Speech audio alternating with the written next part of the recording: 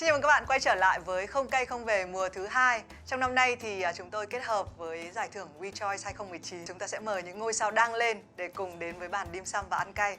Bây giờ hãy cùng đến với nhân vật tiếp theo của Không Cây Không Về. Đấy là ban nhạc Chillies. Thực ra chương trình thì sau suốt cả một năm đến năm thứ 2 mới có thể chọn mặt gửi vàng. Một ban nhạc mà có tên rất là hợp với chương trình đúng không? Vừa bay vừa cay, ok. Đây là Thùy Minh. Tụi mình là Chillies. Và chúng ta đang đến với Không Cây Không Về. Con tim kia vỡ đôi, em buông câu trách móc tôi một ngày. Vì sao ta lại như vậy?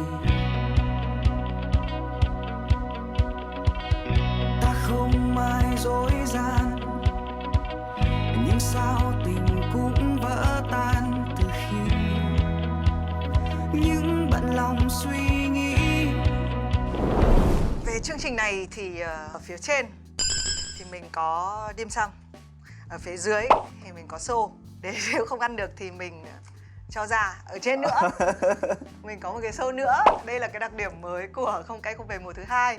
Trong trường hợp các bạn cảm thấy cái độ cay nó quá nhiều và không ăn được thì bạn có quyền từ bỏ bằng cách giật cái xô ở phía trên. Nhưng mà khả năng ăn cay của nhóm thế nào? Nhưng chị đừng có lo, đều là dân miền Trung hết. Cho nên ăn cay dữ lắm. Có đúng với em không? Không đúng đúng không? Vì sao? Ủa sao hả? Dạ không, em vẫn ăn được. Bạn ăn à? Em có theo dõi chương trình và thấy mọi người căng lắm. Chúng ta sẽ lấy đũa trước. Theo các bạn là chúng ta nên ăn từ trên xuống hay từ dưới lên? Em nghĩ là cái này sẽ là nhẹ nhất. Thế mình sẽ ăn cái nhẹ trước. Xin mời các bạn. Trưa mình ăn trưa rồi chứ hả? Em còn chưa ăn sáng nữa. Và đây là lý do mà chúng tôi đáng nghĩa là có 5 thành viên nhưng chỉ có 3. Mạnh dạn lên.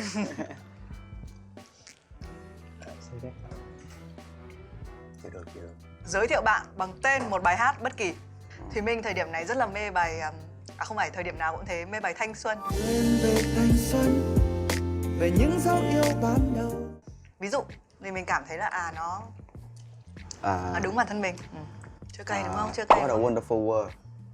Tại sao? Tại vì có vẻ em cuộc sống lúc nào của nó cũng Diệu kỳ. tươi.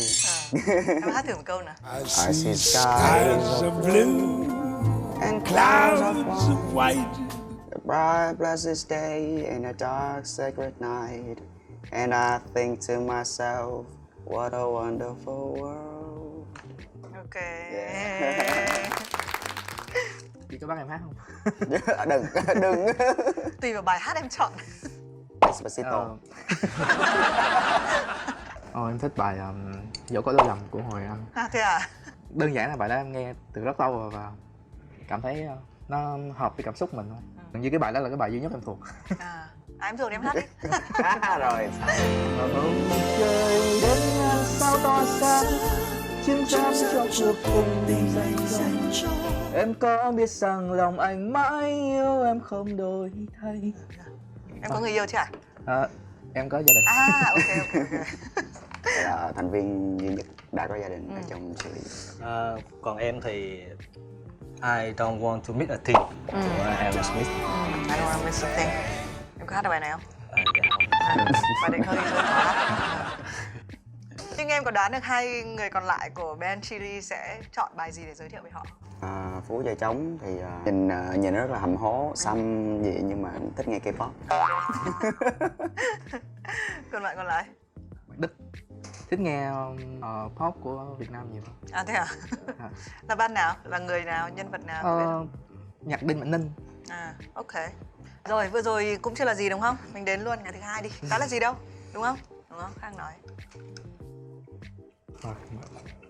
Ngon. Hai cái đầu là ớt đến từ Việt Nam. Hết cây này có cây khác không chị? Còn cái khác chưa hết đâu. Kể về cuộc đời bạn bằng cách sắp xếp các bài hát của Chillies. Không bắt đầu thì chắc chắn không phải là bà thế là hết rồi. Nên đợi đến cuối. Phước này bắt đầu bằng Tinder này, Hu á. Có lẽ là em bắt đầu bài Chắc chắn là làm phải Hu rồi, không chạy đâu được hết trơn. Những con đường song song chứ. Và như thế đôi ta cách xa như những con đường song song. Cấp 3 em với vợ em hiện tại là bạn thân chứ.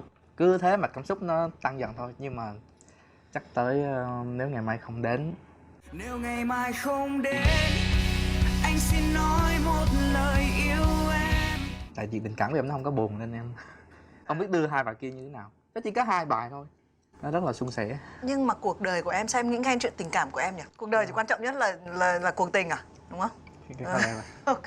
Thế cuộc đời em là như nào? Sắp xếp bài hát nào. U là trước rồi nè. Đúng rồi. Em là ai và anh là ai? Anh chỉ biết là không có đúng sai. Xong sau đó sẽ là Mascara. Mình còn lại gì ngoài tình đã phai từ hôm nào? Chắc là sẽ có bài Nếu Ngày Mai Không Đến trước. Ta không ai dối gian. Xong rồi Thất Hứa. Ta không còn yêu như ta đã yêu. Xong rồi nói cảm ơn và xin lỗi. Cảm ơn người vì luôn cạnh bên sớt chia buồn vui. Chắc là và thế là hết. Và thế là hết. Trong một chiều buồn em nói với anh. Thực ra cuộc đời là toàn những cuộc tình thôi, đúng không? Tức là Đúng. toàn, hoặc là đặc biệt là nhạc của Chillies ở cái thời điểm này 6 bài là toàn là chuyện tình yêu. Dạ đúng. Cho nên rất khó là lấy tên những cái bài hát đấy mà kể về cuộc đời chung về cuộc đời. Thế còn thế nào, cuộc đời của em như nào? Nếu mà phải sắp xếp các cái bài hát. Chắc là nếu mà mai không đến trước không được thì bắt đầu Và thế là hết luôn. đâu tôi phải khóc trước là cha. Tôi phải Mascara. Mascara. Mày làm gì có mascara? Không được thì khóc. Không, nhưng ý là không, nhưng mà em nói cái đấy là em nói thật hay nói rồi. Tức là trong chuyện tình yêu nó có chuyện gì là em là người khóc? Dạ thì Đúng rồi. buồn vỡ là không được thì em khóc. Nó sao là xúc động hả? Dễ xúc động hơn. Dễ. Dạ. Nhưng có nhiều chuyện buồn trong tình yêu à? Dạ.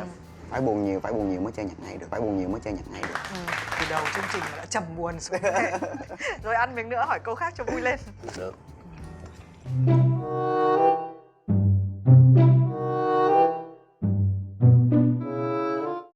Sao không? Mì cay cấp 7 ok. Bây giờ chuẩn bị đi một chuyến đi xa. Mỗi người được cầm theo 3 thứ. Đấy là thứ gì? Của em nó đơn giản lắm. Chỉ cần một cái đàn, một cái bút và một cuốn sổ. Mỗi lần đi xa thì sẽ có cay quá. Cái này là ta từ cái trước mới tới cái này đẳng cấp khác cái gì? Cộng dụng đó ba. Hết chưa? Tại vì đây cho em 30 giây. Và mỗi lần trải nghiệm thì em sẽ lưu lại nó bằng cách Viết nhật ký. viết hoặc là nhật ký hoặc là vài dòng nào đó hoặc là một bài hát. May mắn thì sẽ có một bài hát. Cái lúc đăng cay phải hỏi nhanh. Em lấy mất nhiều thời gian quá nào. 3 thứ. Em nhất định phải có một cái máy chơi game cầm tay. Ok. Vẫn là phải một cái điện thoại. Đương nhiên là có 3G thì em thì rất lười tập đàn nên không có mang đàn theo. Em lười tập đàn lắm. Sách. Em rất thích đọc truyện. Rồi em. Chắc chắn là phải cái guitar rồi. Cái thứ hai là laptop của em. Laptop. Thứ ba là gì em chưa nghĩ tới nữa. Người yêu. Không, cái thứ ba là chắc là cái tai phone đó. Lúc là em cũng mang tai phone trong người. Rồi nhá, bây giờ tất cả lên một cái thuyền và thuyền chuẩn bị đắm. Và lần lượt phải bỏ bớt đồ xuống dưới biển. Trong 3 thứ đã mang đi, cái gì phải ném xuống trước? Em ném tụi nó trước. Cuốn sổ trước. Thằng nghe bút ném trước chứ nhỉ? No. Bút còn viết lên cái khác được hả? Đúng. Phải viết lên áo mà phải viết lên người luôn. Không tắm luôn. Cay. Sổ, bút, đàn. Có phải đấy là thứ tự không? Dạ đúng rồi. Em. Sách. Máy chơi game. Điện thoại. Sao em mày chơi game? Game is love. Game is life. Ok. Em và tai nghe. Laptop. Cái đàn cuối cùng. Đấy, thôi chị biết trước có câu trả lời rồi nhưng vẫn hỏi này. Là phải ném lần lượt thành viên nào xuống trước? Này. Này tại vì nó mập nhất.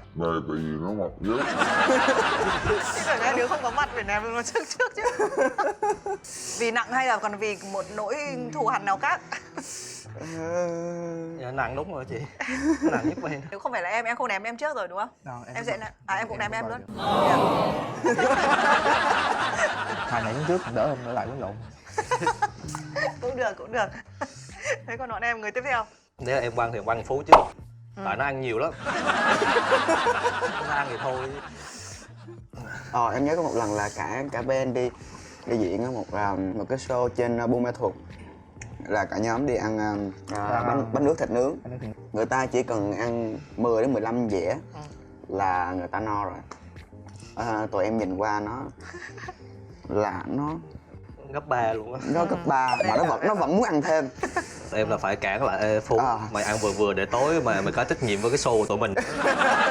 Em sợ nó ngộ độc hay là có vấn đề á. Nó Từng rồi. mascara show của tụi mình. Khóc đi. Nó ăn cái gì mà nó bị ngộ độc luôn. Tưởng bể luôn rồi. Nhưng mà may là nó vẫn diễn được. Rồi thì chị đồng ý việc là cho nó xuống tiếp theo. Còn ai nữa nào tiếp theo đẩy được ai? Chắc là mày á. Đó là tao. Tại sao? Thằng này không tới thằng này thôi. Thế mập cái gì? Em nhìn vậy thôi chứ em là Mày chơi mập thiệt. Ok. Em bọn em chỉ thuần đá một ai đấy xuống khỏi cái tàu đấy là vì là một người nào đấy nặng à? Chị dùng theo cân nặng duy nhất hả? Dạ đúng, tại vì cái này là một điều đáng tự hào là trong band không có hiềm khích cá nhân. Chưa có hiềm khích cá nhân. Chưa có và tụi em mong là sẽ không có. Có thể nói là anh em biết nhau cái thời điểm là cách đây 3 năm. Nó giống như là mình quen người yêu vậy đó, là trước khi mà mình ngỏ lời em làm người yêu anh nhé, em làm bạn gái Tìm anh hiểu nhé, hả? là mình phải tìm hiểu. Phải Tinder ngang Đó, vậy. Tao có yêu mày đâu. Cay quá. Chị thấy có một chính là Phước này trả lời trong một cái cuộc phỏng vấn của Billboard là em mong cái kênh YouTube kiếm được 100-200 triệu rồi, bây giờ như nào rồi? Đấy là thời điểm mới à? Thời điểm mới bắt đầu luôn, đúng đó là tụi em mới ra bài mà chưa có gì hết luôn. Nó là một con số không có nhiều nhưng mà nó không phải là đủ để cho tụi em trang trải cuộc sống đồ này nọ, nhưng mà nó giống như là một cái động lực cho tụi em để tiếp tục cố gắng. Nhưng nó chưa đủ để tái đầu tư. Tất nhiên là chưa đủ. Nói thật là những nghệ sĩ indie, em phải nói thiệt là rất là khó mà sống với nghề. Tụi em vẫn phải làm những cái khác để mà nuôi âm nhạc của tụi em. Cũng có ý kiến cho rằng thực ra những ban nhạc indie thì cái tiền đầu tư không phải đầu tư nhiều đến như vậy. Dạ đúng. Bọn em có đọc các cái comment trên mạng, có một người nói là Chillies là cái ban nhạc mà nghe live hay hơn là thu âm. Chị nghĩ là bọn em thu âm có vấn đề. Đúng không? Có một cái, tức là bọn em đã, chị nhớ có một bạn chia sẻ là thậm chí là không thu trong phòng thu luôn khi mà ghép vào với nhau, đúng không? Rất là ít khi gặp nhau để thu âm, chuyện đấy Dạ, đúng hay sai? đúng. Đó là cái cách làm việc của tụi em. Tại vì các thành viên trong band thì cũng khá là bận, rất là khó để mà sắp xếp. Mà cả band thì tụi em linh động cái đó. Nhưng mà em nghĩ cái này là một cái điểm mạnh của tụi em. Đúng. Chị cũng nghĩ là đây là cái thời điểm làm nhạc rất vui khi mà nó có cái sự tự do. Dạ đúng. Nó có thể, bọn em chưa bị ép vào một cái guồng, đúng không? Là Dạ, phải đúng. thế này, phải thế kia. Nên là mình ăn tiếp. Thì đã chưa đến lúc cay nhất. Sao? Em muốn hỏi. Nhức đầu quá. Bây giờ chị hỏi một câu này. Bây giờ mình hình dung mình đi câu cá nhá. Dạ vâng. Xong mình đợi cả ngày, mình bắt được một con cá lên. Trong lúc mình kéo cái con cá đấy lên thì cái con cá nó rơi ra khỏi cái cần câu mà nó văng vào người mình, thì nó văng vào bộ phận nào trên cơ thể? Dạ ngực. Ngực, Mặt. Tay. chị tưởng là bụng. Đây là một cái câu hỏi liên quan đến, tức là một cái game về tâm lý. Cảm giác của mình khi sờ vào con cá thì mình hay cảm giác con cá nó tanh, cho nên nó cho thấy là cái phần nào mà bọn em chọn để động vào người ấy, nó cho thấy cái phần đấy bọn em không có tự tin. Chứng tỏ em không có tự tin vào sự cường tráng của cơ thể em. Dạ đúng. Chị nói vậy là đúng rồi. Bụng cao hơn ngực. Em là tay thì chị không biết. Em cần tay để chơi game hay những cái gì chị không biết mà em lại không tự tin. Nhưng mà tại sao lại là mặt? Đấy, bây giờ chị sẽ hỏi em. Mặt xấu. Bọn em cũng phải hát hơn 1 năm rồi. Dạ. Nhưng mà em có phải suy nghĩ nhiều mỗi lần em xuất hiện không? Nói thật lòng thì không. Tại vì trước đó là em đã 4 năm em tiếp xúc với lại sân khấu. Nhan sắc thì em cũng không có. Em đẹp trai Nhiều hơn đấy lắm. tất cả những bạn còn lại đúng không? Em không nói là em đẹp trai. Không có gì để mình phải tự ti hết. Bọn em nghĩ gì về câu trả lời của Khang? Dạ nó đang dối lòng. Nó không đẹp trai mà em nên vậy. Ok. Thời gian trước khi lúc em còn ốm thì em đẹp trai nhất. Chị xem hình cái cũ của em thấy đẹp trai. Rất đẹp trai. Chị không cần phải ăn ủi nó đâu. Tại vì mọi người đã cố gắng tập trung vào vị trí vocal với guitar nên em phải cố gắng giảm bớt lại. Nên anh bước Vừa rồi có cái giải thưởng Web TV Asia.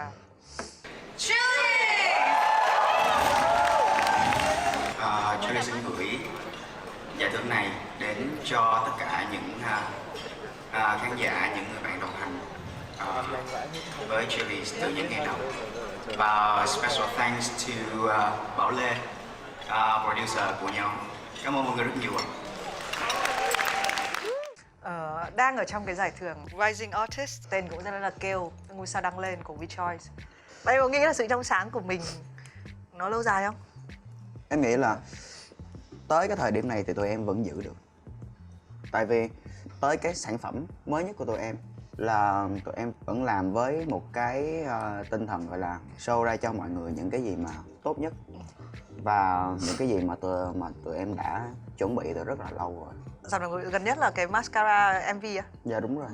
Mắt em nhòa đi mascara, em trách anh không đi đến nơi gọi là nhà, dù vạn ngày cũng chẳng để lại gì. Nhắc cái đấy tại vì sao vậy chị thấy có một comment ở dưới là mặt của Châu Dương đang rất đẹp sao Không, em lúc đầu em coi cái bản nháp á đang chiếu bé Châu Dương, trời ơi xinh dễ sợ rồi, tự nhiên hiện cái mặt mình lên, trời ơi. Ủa rồi điện liền cho anh đạo diễn, ủa anh cắt gì kỳ vậy anh? còn ban nhạc còn lại hả hê đúng không? Em thấy hả hê không? Đó tụi nó em là luôn luôn là cái trò giải trí của tụi nó rồi. Tụi em giống như kiểu nhìn nhau, sao là để cái thằng này đóng vai chính được. Đáng lẽ em hợp hơn. Còn em này phải cần 2 màn hình. Xem hơi tốn màn hình. Hiểu chưa? Không ăn được thì kéo câu dao nha. Nếu cuộc sống là một trò chơi điện tử nhá, thì chức năng nào đáng áp dụng nhất? Save game lại. Là save game lại. Em là một con người rất là an toàn. Ngay cả quản lý công tác giờ giấc của Ben hay là công việc riêng, nó rất là an toàn. Nên cái độ an toàn cao nhất trong chơi game là lưu lại rồi xong mình đi tiếp. Nếu như có chuyện gì bất trắc thì mình quay lại cái chỗ lưu đó mình Hay. tiếp tục. Trời, không lỗi. Em trả lời đi, nào chức năng nào trong game? Chọn tướng, mua tướng. Đó. Đúng rồi. Em chỉ chơi tướng mà em thích nhất. Chơi nhân vật mà. Tức là mình được đóng vai một người khác. Em thích một nhân vật như thế nào trong game? Sử dụng kiếm. Sexy. Tôi không sexy nổi đâu cha. Yes Không, sure. nhưng mà mình đang được chọn mà đúng không? Cái game Liên Minh Huyền Thoại. Thì cái nhân vật em thích nhất là nhân vật tên là Yasuo. Dạ. Cầm kiếm, sử dụng lốc xoáy, chém bay nhảy lung tung gì đó. Sexy. Sexy không? Sexy không? Sexy không? Cái nhân vật đó là cái nỗi kinh hoàng của cái game đó lên. Thế à? Nếu mà đối với em thì chắc là chức năng reset. Làm lại từ đầu. Em là cái kiểu người mà nếu mà một cái vấn đề mình đang làm nó có trục trặc, nó có gì đó mà mình không giải quyết được, em sẵn sàng em bỏ hết, em gạt hết để em làm lại từ đầu một cái khác. Làm chơi game Không an toàn. gà đúng không? Ơi, xin lỗi à nha. Ra này bạn Khang không có chơi game. Bạn Khang tâm sự với em là tao chơi game ngu lắm. Thế có nhiều bài hát viết xong phải reset lại không? Dạ rất nhiều. Có rất là nhiều. Em viết được chắc cỡ khoảng 20-30 bài mà em chỉ viết được một cái verse hoặc là một cái chorus. Nhưng mà cái chorus đó nó không đủ hay để mà em phát triển thêm, em giục luôn. Đấy là lý do chúng ta chỉ có 6 bài hát đúng không? Nên vậy. Nên vậy, đúng rồi, đúng Nên rồi, vậy, ok. Tức là mọi người thấy là thà là ít tinh nhưng mà mình happy, mình thỏa mãn đúng không? chất hơn lượng. Ok. Rồi. Xỉu chưa? Trời ơi, nhiễm Yasuo mà kỳ vậy. Nhớ kiếm các bạn. Lốc xoáy nào.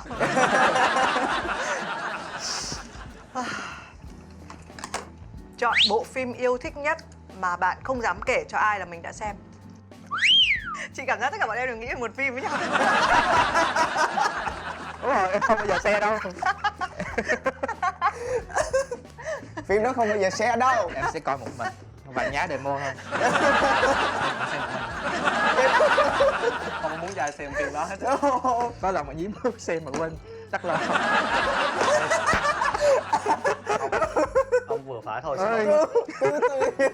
xong là bôi bát tôi cho mày vậy. Chính xác là vừa mở phone vừa mở loa ngoài. Nghĩ mày đang nghe headphone. Và hồi đó là hai đứa sinh viên khu trọ mà nó nghe rất là to. Anh nói có một cái bạn nữ cuối dãy đó phải mở cửa ra em nhìn. Thời cơ này để nó kẻ thù em mới sao á. Thấy chưa? Chị tạo điều kiện cho để mà những mối thù nhiều năm bây giờ mới trả đấy. Đối với em thì Love Rosie. Ừ, chị biết rồi. Xem phim gì á? Về dễ thương lắm. À, Phim dành cho con gái, những người yêu màu hồng. nó hơi sến xíu. Thôi gì. Bây giờ em hãy gây ngạc nhiên đi. Nào, phim gì em xem mà chúng nó em coi không hết thể đoán được. series Power Ranger và Super Sentai. À, Nói theo Việt Nam là phim siêu nhân. Super Sentai, Super Hentai. Sentai đó. Sentai là khác rồi. Hiện tại sao không biết được gu Quận Phước Lúc coi. đầu em xin cố gắng giới thiệu mọi người coi nhưng mà cái phản ứng ngược lại thì nó không có happy lắm. À, thế à? Em dành coi mình luôn. Em là chị biết rồi. Coi nè. Vậy chắc vậy không á chứ em. À, chắc vậy không ạ? Chắc vậy. Trời, nó nhục quá. Thôi có gì đâu nhúc. Không sao, được rồi. Vẫn còn một miếng cây hết nữa nhất để cho bọn em trả thù. Thì mình đặt một cái câu hỏi liên quan đến phim ấy. Là có lý do của nó. Là cái bài cảm ơn và xin lỗi là từ một cái bộ phim đúng không? Và khi mà mình nghĩ về cái điều đấy thì mình thấy là đấy cũng là cái platform mới cho nghệ sĩ indie quảng bá nhạc của mình. Và thì mình cũng cảm thấy là trong làng phim Việt thì mọi người bắt đầu cảm giác như là cởi mở hơn với việc là đặt những nghệ sĩ có thể indie. Hồi xưa ấy là mọi người quen làm việc, ví dụ như anh Đức Chí luôn làm nhạc phim cho những cái phim lớn. Nhưng bây giờ thì cái sự cộng tác của giữa những nhà làm phim độc lập với những người làm nhạc độc lập ấy nó mạnh mẽ hơn rất là nhiều. Cái bài đấy cũng là cái bài ngoài cái Và Thế Là Hết, nhưng bài đấy cũng là một cái bài mà khán giả biết đến bọn em rất là nhiều nhờ xem phim đúng không? Dạ đúng rồi. Em muốn có cảm giác là ngồi trong rạp phim mà bài hát của mình vang lên. Xin lỗi người vì những điều chưa nói ra thành công. Xin lỗi người vì bao ngày qua đã trôi về đâu. Cảm giác rất là phê nha. Rồi, em đi được tiếp hay là em giật xô nào? Để tiếp không? Chili mà. Trời ơi. Là tiếp. Tiếp chứ. Ok, chúng ta sẽ đến với miếng dim sum cuối cùng. Đầu tiên là liếm hết ớt. Không ăn dim sum sau. Đấy là cách hả? Mọi người đang nói là đây là cái thời của indie. Bọn em có thấy thế không? Dạ đúng. Mấy năm trước thì trước bọn em á thì nhạc có thể nói là nhạc rock rất là thịnh hành. Em thấy cỡ khoảng 3 năm trở lại đây là người ta bắt đầu chuộng những nghệ sĩ indie, chuộng những bài hát mà nghe nó thật hơn. Nó không phải là những cái nhạc những cái bản canto pop mà nó quen thuộc nữa. Nhưng chị có thêm một cái nhận xét là mấy cái bài của Chillies nó rất là giống một cái album. Mặc dù chị biết là khi bọn em ra thì ra kiểu single. Trong khi bọn em cũng có tuyên bố là mỗi cái bài bọn em sẽ làm khác đi. Nhưng mà với người nghe nhạc thì chị cảm thấy cái sự khác này nó chưa đủ nhiều. Thì bọn em nghĩ gì? Em nghĩ điều đó là đương nhiên. Tất cả những ca khúc đó đều là do một người viết. Nó chỉ thay đổi về cách phối và cách phát triển bài hát của tụi em thôi. Tụi em nghĩ là cái đó cần thiết. Tại vì mỗi nghệ sĩ, mỗi ban nhạc đều cần cho mình một cái chất riêng. Mình không thể nào đi lan man được. Em nghĩ là tụi em nên giữ cái đó, nên giữ cái chất riêng của mình và chỉ thay đổi cái chất liệu âm nhạc của tụi em thôi. Nhưng cái ý tưởng về việc cộng tác kết hợp thì sao? Em nghĩ là hơi khó. Tại vì tụi em là band nhạc. Tụi em chỉ có cái mô típ hiện tại á thì nó chỉ có một band nhạc kết hợp với lại một rapper hoặc là một Chị tưởng bây giờ là thời solo tự artist. do, chúng ta có thể tự do. Dạ đúng rồi. Phát triển theo hướng chúng ta muốn, nó làm gì có mô típ gì ở đây. Nhưng mà Mà đông quá gì? Nhưng mà lên sân khấu làm gì có chỗ đứng. Đó là comment của Thắng trong YouTube của tụi em luôn. Gì Ngọt với lại Chillies collab nói Thắng kêu đứng sân khấu đông lắm. Với lại cái đó rất là khó. Tại vì điểm mà để phân biệt những cái ban nhạc với nhau là bản phối. Theo ý kiến cá nhân của em nha, rất là khó để mà dung hòa cả hai cái cách chơi nhạc của hai band lại với nhau. Nó rất là sai, rất là kỳ. Tóm lại là không muốn. Không, có muốn cũng không được nữa. Ok. Nếu mà bây giờ tụi em kết hợp với lại Thắng không thì ok. Và Thắng tụi em sẽ nhường Thắng một chút và Thắng sẽ nhường tụi em một chút để dung hòa hai cái được. Thực ra bây giờ nói là dòng nhạc indie nhưng mà đếm trên đầu ngón tay à? Chỉ có vài cái tên. Chị không biết là trong thế giới ngầm thì mọi người có chơi nhạc nhỏ lẻ chỗ này chỗ kia. Và thậm chí là chị thấy mọi người cũng có cái mô hình rất là thoải mái trong việc là mình break cái người chơi tay trống này sang một cái band khác chẳng hạn thế. Thì chị thấy cái đấy cũng là cái điểm rất là hay. Nhưng mà bằng cách nào đó thì nó có thể nó cần một cái sự nở rộ hơn. Nó cần một cái sự tự do hơn về kết hợp. Mình không ngay lập tức mình nghĩ đến những trở ngại khi kết hợp. Chỉ ví dụ đặt ra một cái với tư cách là người ngoài, đúng không? Nhưng mà cũng không thể phủ nhận là thành ra chúng ta mới có cái hạng mục Rising Artist đang lên, đang phát triển, đang sắp là thời, đang có sân chơi. Thì hôm nay cũng là một cái cuộc trò chuyện gần như mình làm quen với nhau để cho khán giả hiểu thêm về Chillies. Hôm nay hơi thiếu 2 trái ớt nữa. Bọn em có tò mò là nếu kéo xô xuống thì có gì xảy ra không? Kéo thử biết cái gì. 1 2